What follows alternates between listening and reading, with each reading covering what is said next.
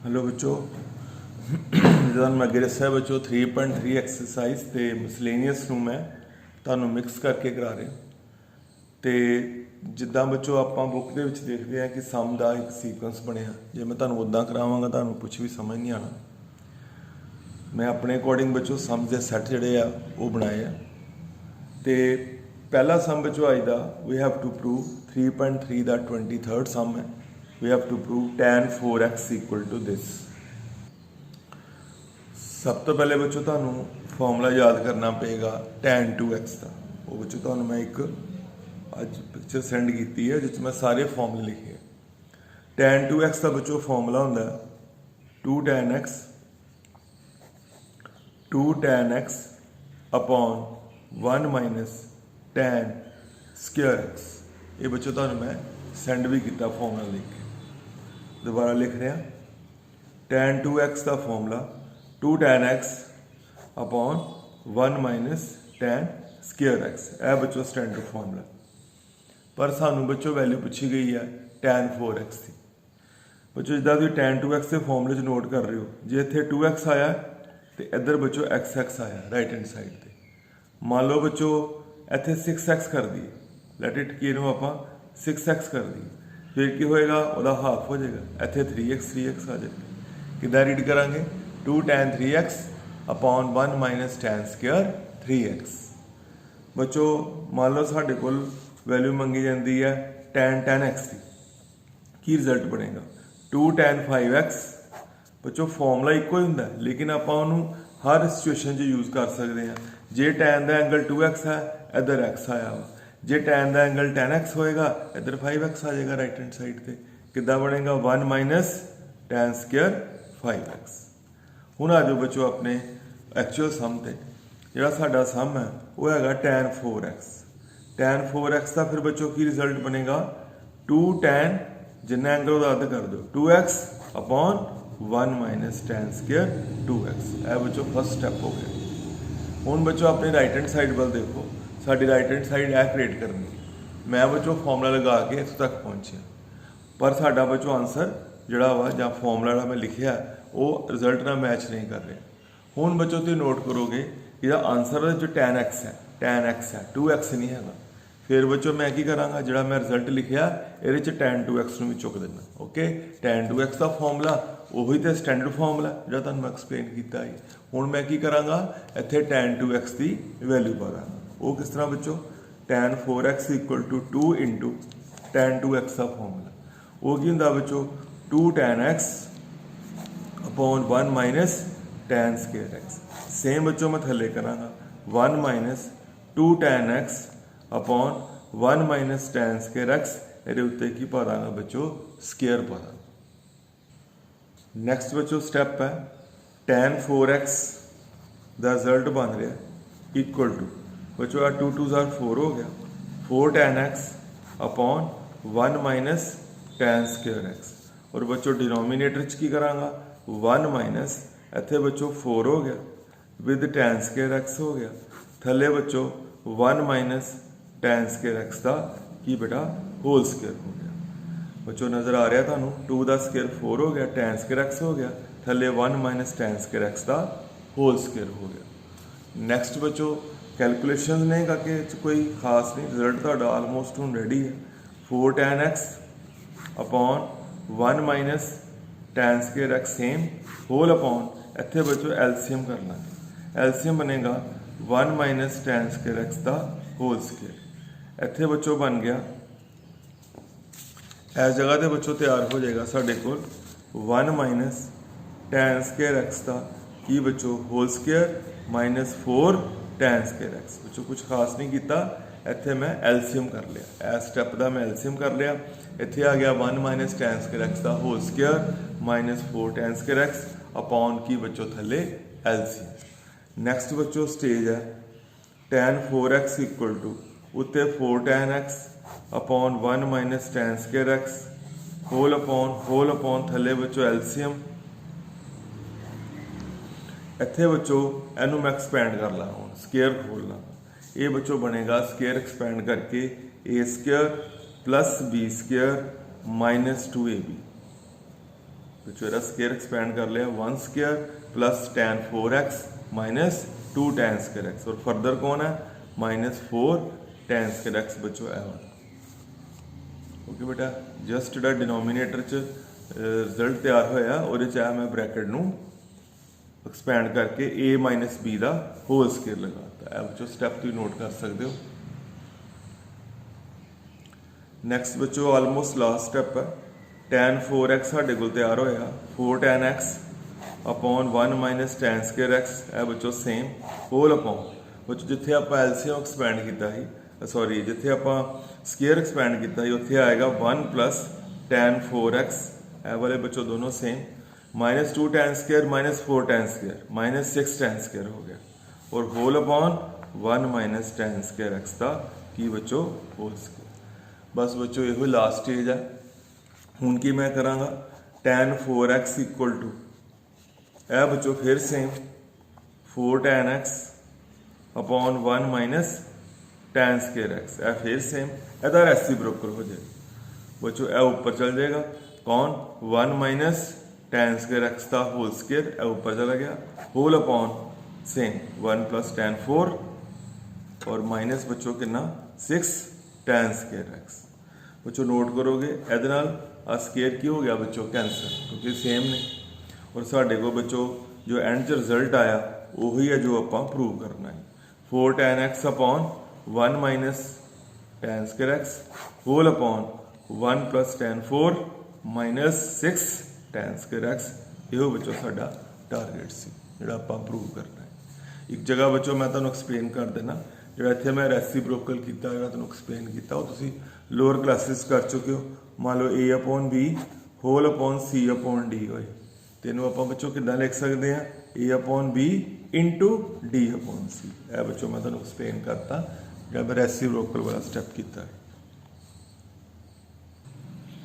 Next बच्चों मेरा 25th सम है 3.3 एक्सरसाइज है ये बच्चों लास्ट सम है। मैं आलमोस्ट सारी एग्जाम्पल्स और सारे सम बच्चों तुहानूं एक्सप्लेन किए। टिग्नोमैट्री बच्चों जी है वो तुहानूं समझ आनी है जो तुम पहले फॉर्मूले याद करोगे। मैं तुहानूं हर सैट के वक्रे वक्रे सम कराए उन्होंने अलग अलग फॉर्मूले है उन्होंने बच्चों याद करना। अज भी तुहानूं मैं सेंड किए कुछ फॉर्मूले वो याद करोगे फिर तुहानूं सम ईजी लगणगे। बच्चों cos 6x की गल हो रही है और रिजल्ट भी सारा cos विच ही। सब तो पहले बच्चों मैं तुहानूं एक फॉर्मूला याद करना जो मैं तुहानूं पिछले वीडियो यूज़ करना सिखाया है cos 2x का। cos 2x का एक फॉर्मूला है 2 cos स्केयर x माइनस 1। मान लो जस्ट बच्चों मैं तुहानूं समझा रहा जो सम नाल भी रिलेशन है बट ये कितने यूज़ नहीं होना जोड़े रिजल्ट्स मैं लिख रहा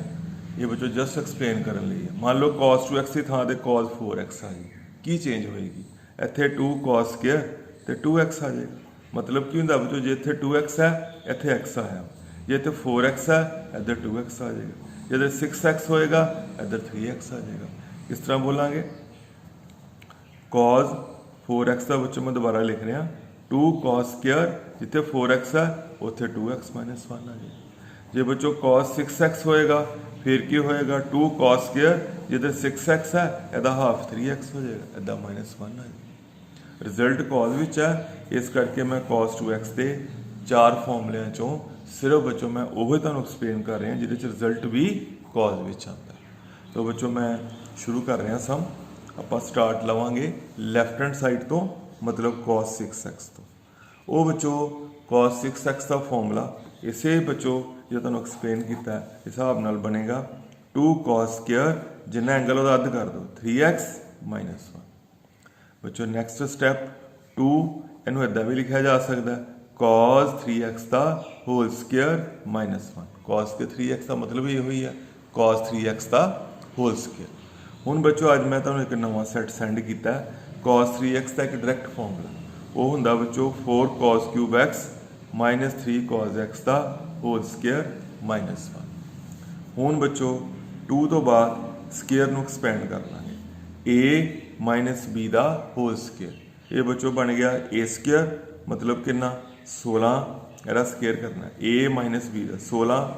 cos 6x a square plus b square इत्थे कितना आ गया बच्चों 9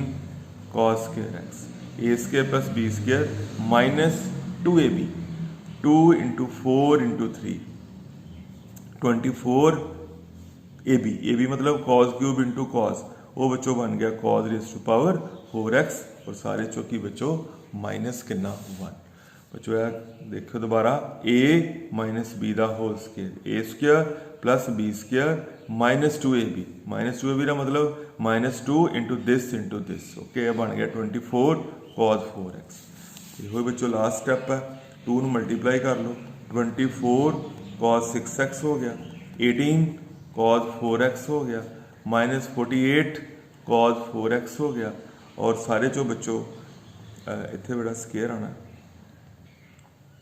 18 cos स्केयर x और सारे चो बच्चों की -1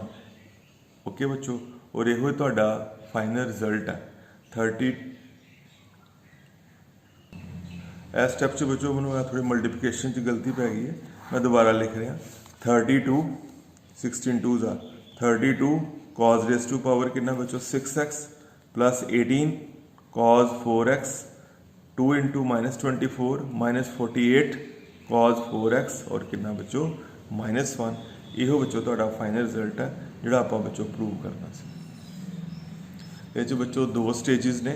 फस्ट स्टेज में तुहानूं मैं एक्सप्लेन किया कि cos 6x से किहड़ा फॉर्मूला अप्लाई करो cos 2x वाला, वो किदा 2 cos square x -1 cos 6x वाले केस की बनया 2 cos स्क्वायर 3x -1 और सैकेंड स्टेज बच्चों cos 3x का स्टैंडर्ड फॉर्मूला पाता। उस तो बाद वाले स्टैप बच्चों तुसीं आप भी कर सकते हो, पहले स्केयर एक्सपैंड किया बस आलमोस्ट बच्चों यो लास्ट स्टैप सी, स्केयर एक्सपैंड करके 2 नाल अंदर मल्टीप्लाई करता। नैक्सट बच्चों एग्जाम्पल 27 है, tan π/8 फाइंड करना है, मसलीनियस नाल रिलेटेड है बच्चों, बुक च सॉल्व है बट तुसीं उदा करना जो तुहानूं मैं एक्सप्लेन करांगा। बच्चों तुहानूं मैं पिछले वीडियो एक बड़ा इंपोर्टेंट फॉर्मूला याद कराया ही sin x/2, उन्होंने बेस्ड आप सम भी किए cos x/2, तुहानूं मैं याद करा रहा बच्चों पिछले वीडियो इन्होंने तुहानूं मैं यूज़ करना दसिया है, जिहदे आप वैल्यू फाइंड करनी होंदी sin x/2 cos x/2 and tan x/2। tan x/2 बच्चों किदा आएगा, दोनों फॉर्मूलिਆਂ डिवाइड कर लो, उत्ते साइन का और डिनोमीनेटर च बच्चों किदा cos x/2 का फॉर्मूला, ये tan x/2 का फॉर्मूला डिवेल्प हो गया। ये बच्चों मैं तुहानूं क्यों याद करा रहा, सानूं पूछा गया tan π/8 बच्चों असीं की करांगे फॉर्मूला लिख के पुट x = π/4 कर दें, की फायदा होएगा tan x/2 है इत्थे आ गया π/4/2, की किया जिथे बच्चों x है उत्थे π/4 आ गया और /2 राइट हैंड साइड पे 1 - cos π/4 थले 1 + cos π/4 और बच्चों साढ़े कोल इहदे नाल की फायदा होया tan π/8 की वैल्यू तैयार होगी, वो किस तरह π/4/2 π/8 बन गया। और बच्चों जी राइट हैंड साइड है उत्थे तुहानूं वैल्यू आती हुई है cos 45 डिग्री π/4,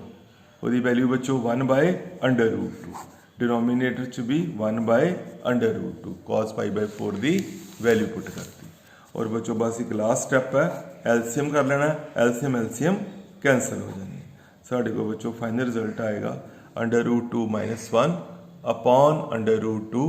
+ 1, एलसीएम की हो गया बच्चों कैंसल हो। नेक्स्ट बच्चों स्टेटमेंट है, we have to prove this whole thing equal to की बच्चों 0। हुण बच्चों सारे फॉर्मूले तुहानूं दस्सिया कि तुहानूं याद करने पैणगे ते कित्थे किहड़ा यूज हो जाना वो सम दी बच्चों शक्ल तो आइडिया लगता। जिद्दां बच्चों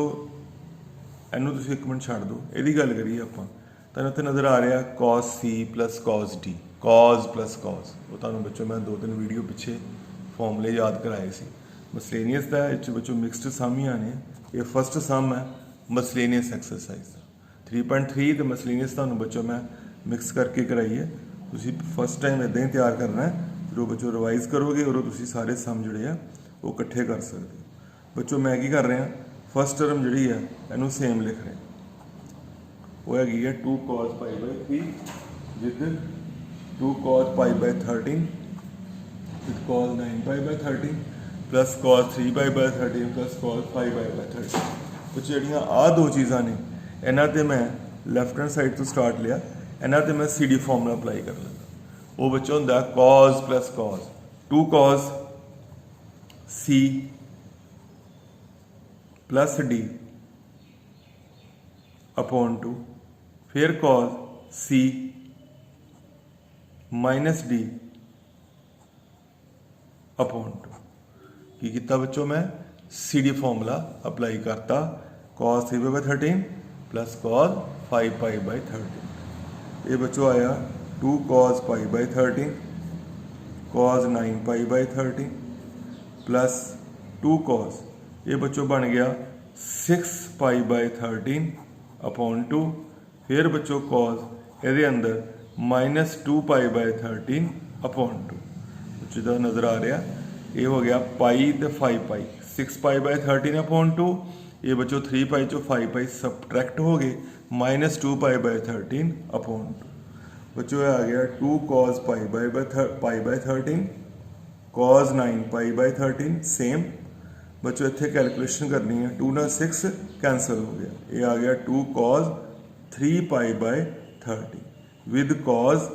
बच्चों 2 ਨਾਲ 2 कैंसल हो गया तो यह बच्चों साढ़े कोल बन गया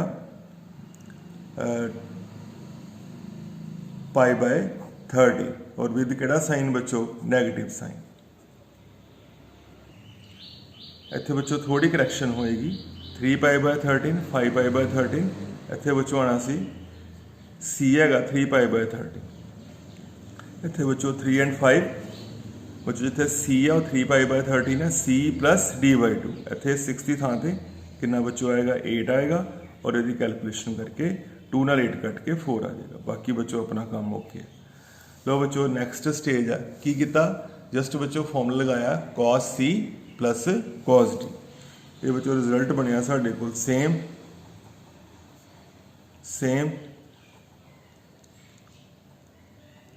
2 cos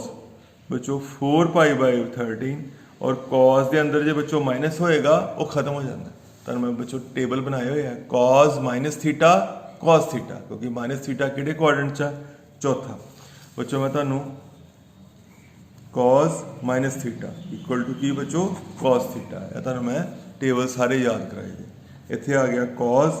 π/13 cos minus theta cos theta. हुण बच्चों साडा आंसर 0 नहीं आ रहा 0 आना चाहिए बच्चों क्योंकि राइट हैंड साइड की है बच्चों 0 फॉर्मूला लगा लिया बच्चों अब तक आप पहुँच गए। हुण बच्चों आप ट्रिग्नोमैट्री यूज़ करके इनू 0 के इक्वल प्रूव कर लांगे। वो बच्चों किस तरह सेम लिख लो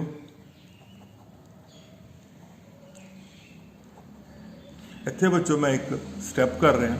जिहड़ा बच्चों तुहानू चंगी तरह समझना पेगा जिहड़ा बच्चों 4π/13 है इहदे नाल बच्चों मैं कह लो कि पंगा लै रहा इहनू लिख रहा पाई माइनस 9π/13 तुसीं कहोगे क्यों लिख लिया एलसीएम करके देख लो 13 एलसीएम करांगा 13 पाई माइनस 9π 4π/13 आ रहा मतलब 4π/13 नूं इदां लिखिया जा सकता है। लिखना क्यों है बस just to create the answer बच्चों 4π/13 लिखता पाई माइनस 9π/13 एलसीएम करोगे सेम ही बनेगा। फिर बच्चों सेम लिखता हुण बच्चों cos 180 minus theta you know cos 180 minus theta second quadrant है cos नेगेटिव होएगा cos 180 minus theta minus cos theta because pi minus theta वो तुहानू सारा मैं समझाया था pi minus theta second quadrant होंदा है उत्थे cos negative pi plus theta third quadrant होंदा उत्थे भी cos नेगेटिव मतलब ये बनेगा -2 cos थीटा थीटा मतलब कौन है 9π/13 cos 180 minus theta minus cos theta बाकी बच्चों से हुण बच्चों तुम नोट करोगे जो है वा उही है बट सेंटर च केड़ा साइन बच्चों नैगेटिव है कि हो गया बच्चों कैंसल और रिजल्ट इक्वल टू की आ गया बच्चों 0। एक लैक्चर बच्चों मैं बिल्कुल थोड़े जे सम कराना क्योंकि औखा टॉपिक है आप ज़्यादा करांगे गुंझल पै जाएंगे बट बच्चों जिहड़ा मैं तुहानू अज एक्सप्लेन किया काम ये पुराने फॉर्मूले है तो नवे भी कुछ यूज़ होए उन्होंने सारिਆਂ ਨੂੰ एक बार याद करो तो फिर इन्हों अप्लाई करो।